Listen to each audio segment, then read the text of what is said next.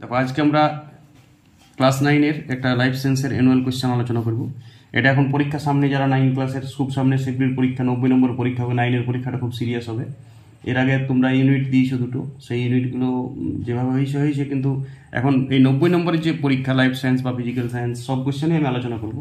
এই যে প্রিভিয়াস ইয়ারে পড়া কোয়েশ্চেন, শুনো, কোয়েশ্চেন ব্যাংকের থেকেও তুমি তোমার স্থানীয় দাদা দিদিদের কাছ থেকে প্রিভিয়াস ইয়ারের যে 9-এর কোয়েশ্চেনগুলো জোগাড় করো এবং সেই কোয়েশ্চেনগুলো সলভ করো। এখন পরীক্ষা আছে, আর অন্য কিছু পড়ার দরকার নেই, সব পড়া ধরো শেষ হয়ে গেছে, এখন শুধু কোয়েশ্চেন প্র্যাকটিস করো সব সাবজেক্ট। তো আমি জীবন বিজ্ঞানটা নিয়ে এসেছি, এরপরের ক্লাসগুলোতে আমি প্রায় জীবন বিজ্ঞান 3টি, ভৌত বিজ্ঞান সব সাবজেক্টেরই 3টি করে কোয়েশ্চেন আলোচনা করব এবং আশা করি তোমরা ওই কোয়েশ্চেনগুলোর মধ্যে সব কমন পেয়ে যাবে, শর্ট কোয়েশ্চেনও অনেক কমন পেয়ে যাবে।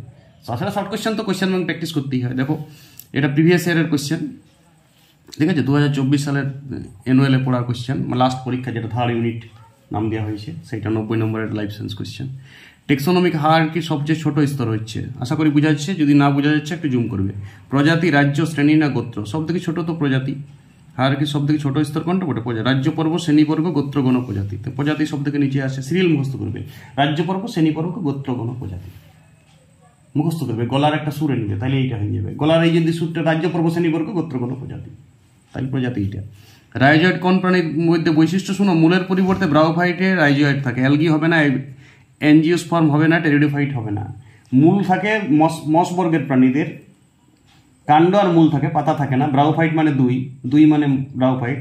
সেখানে মূলের পরিবর্তে রাইজয়েড থাকে। দেখবে ইটের দেয়ালে দেখবে কত মস হয়, ওরে এক সুতার মতন জিনিস, ইটা থেকেই পুষ্টিরস গ্রহণ করে। ইটটা তো মাটি ছিল এককালে, ওইটা থেকেই পুষ্টিরস সংগ্রহ করে, বর্ষাকালে জল পেলেই মস হয়ে যায়।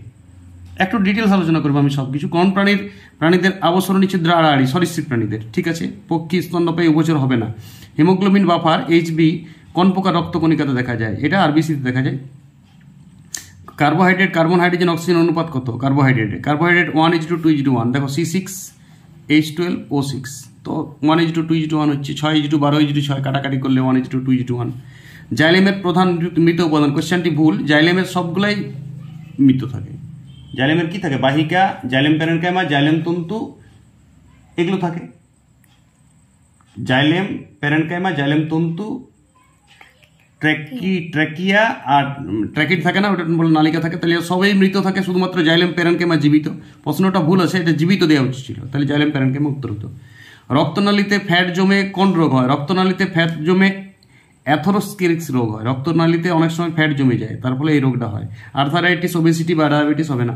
সালোক সংশ্লেষকে জারণ বিজারণ প্রক্রিয়া বলে কেন?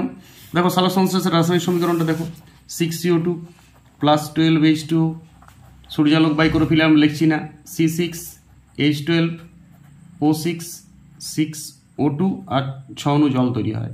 তাহলে কার্বন ডাইঅক্সাইডটা হাইড্রোজেন যুক্ত হচ্ছে, এটা হচ্ছে বিজারণ। হাইড্রোজেন যুক্ত হলে বিজারণ, তাহলে কার্বন ডাইঅক্সাইডটা বিজারিত, তার জলটা জারিত হয়ে অক্সিজেন হয়। তাহলে জারণ বিজারণ প্রক্রিয়া বলে কেন? জল জারিত হয়ে অক্সিজেন, এই বিক্রিয়াটা লিখতে হবে না দেখে।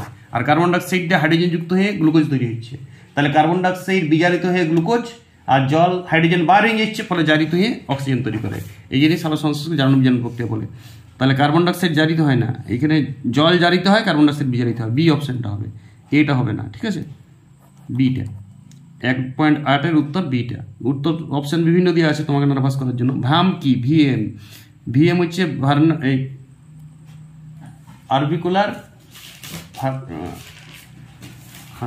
আরবিকুলার মাইকোরাইজা একটা উদাহরণ। এটা ছত্রাক এক ধরনের, এটা জৈব ছত্রাক বটে, মাইকোরাইজা। এটা মাইকোরাইজাতে বল হবে।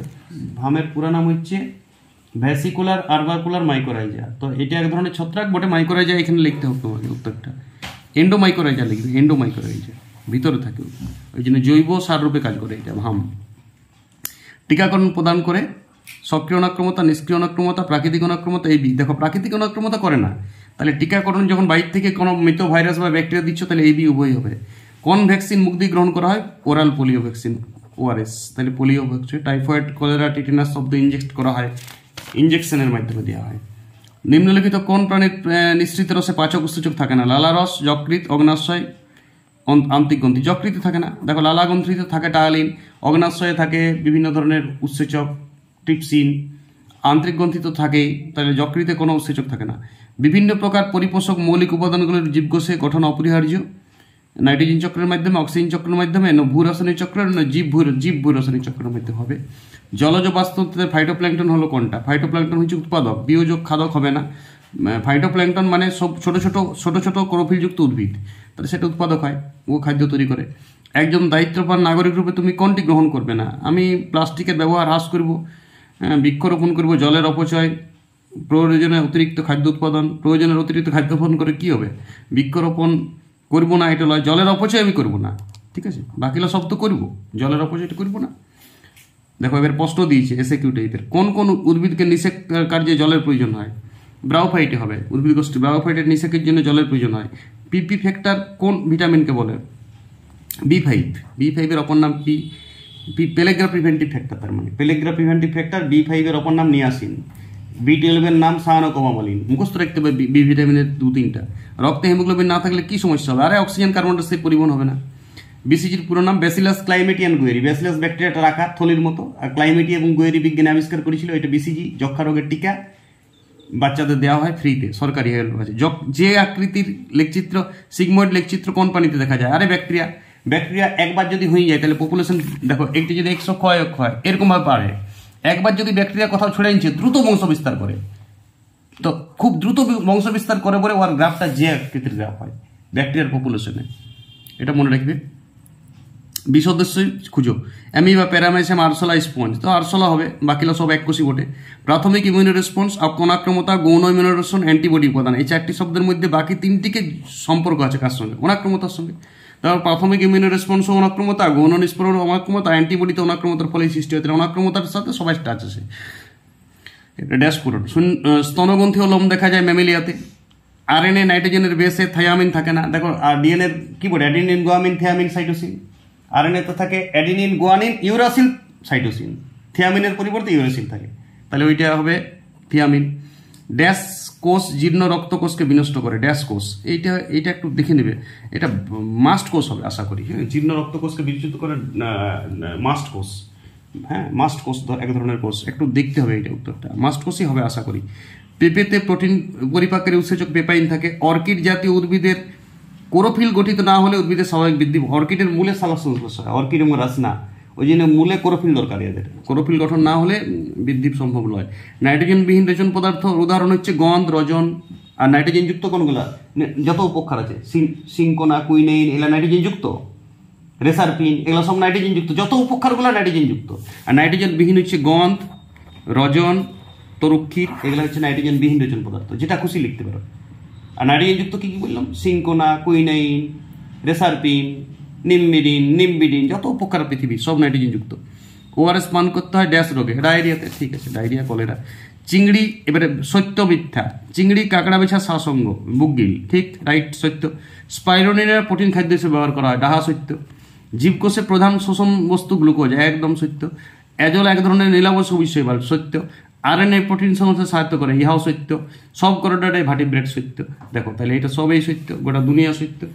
এবারে স্তম্ভ মিলাও, মেন্টাল পর্দা থাকে মোলাস্কাতে, ইতে চলো, এইটার সাথে এইটা মিলবে। অর্নিথিন চক্র কোথায় দেখা যায়? অর্নিথিন চক্র এটা লিভারে হয়, মনে রাখবে। ক্রেবস চক্রকে টিসি চক্র বলে, ট্রাইকার্বলিক অ্যাসিড চক্র, এটা কোষের মাইটোকন্ড্রিয়া হয়। AIDS, HIV, human immunodeficiency virus. 10% সূত্র লিন্ডেম্যান। অগ্নাশয় হবে না, কারোর সাথে মিলল না, অগ্নাশয়টা হওয়া চলবে। ওকে, একটা বাড়তি দিয়েছিল বি স্তম্ভে, এ স্তম্ভের সঙ্গে বি স্তম্ভ মিলালাম। এইভাবে এমসিকিউ প্র্যাকটিস করো আমার সাথে, আর বড় প্রশ্নগুলো আমি প্র্যাকটিস করবো, আলোচনা করবো জাস্ট। এখন বেশি আলোচনা করতে হবে, লিখে কোনো লাভ নাই। আমি মুখে কিছু সহজ ভাষায়, বইয়ের থেকে বহুত আলাদা, বইয়ের উপলব্ধিটা আমি বলবো, মুখে মুখে শুনবে, সেটা তুমি না দেখে নিজের ভাষায় তুমি নিজের খাতায় লিখে নিবে, তোমার ভাষায় তুমি লিখবে, আমার ভাষা থেকে তোমার বুঝবে শুধু। প্রত্যেকটা কোশ্চেন আমি মুখে মুখে আলোচনা করব। নেক্সট ভিডিওতে আমি এখানে 2 নম্বরের যে কোশ্চেনগুলো আছে, 24 নম্বরের 2 নম্বরের কোশ্চেন এবং 5 × 30, এটা মাধ্যমিকের প্যাটার্নেরই কোশ্চেনটা, জীববিজ্ঞান 30 নম্বরের যে বড় প্রশ্ন 5 নম্বর করে আছে।